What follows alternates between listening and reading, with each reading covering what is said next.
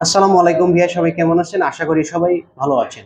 প্রতিদিন স্বাস্থ্য সেবা নিয়ে আমি Mohammad Saidul Islam, paramedical and technologist doctor. আজকে আমরা যে চিকিৎসা নিয়ে আলোচনা, যে বইটি দেখতে পাচ্ছেন, এই বই থেকে আমি চিকিৎসাটি আপনাদের দেব। হজম জনিত ডায়রিয়া। এই বদহজম জনিত যদি ডায়রিয়া হয় তাহলে কি কি লক্ষণ দেখা দেবে? পেটে বদহজম, পাশাপাশি ডায়রিয়ার লক্ষণ। এটি সাধারণত হয়ে থাকে অতিরিক্ত তৈলাক্ত খাবার, গুরুপাক খাবার, দোকানের বিভিন্ন ফুড পয়জন থেকে এটি হতে পারে। অস্বাস্থ্যকর পরিবেশের যদি খাবার খাওয়া হয় তাহলে হতে পারে, এবং খোলা বাজারে ভাজা পোড়া খেলে এই সমস্যাটা হতে পারে।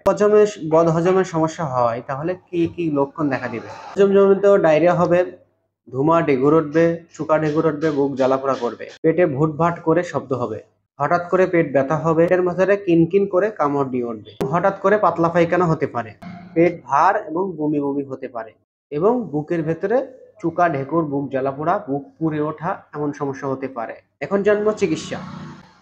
যদি এই সমস্যা হয়, লক্ষণগুলো যদি মিলে যায় তাহলে কি ওষুধ খেতে হবে? ট্যাবলেট জাইমেট পুরো, সকালে একটা, দুপুরে একটা, রাতে একটা করে খাবেন।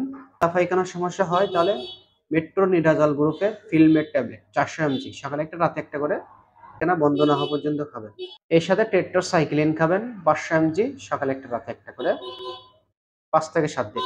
পেটে যদি ব্যথা থাকে তাহলে অ্যালজিন ট্যাবলেট একটা করে 3 বার করে খেতে হবে।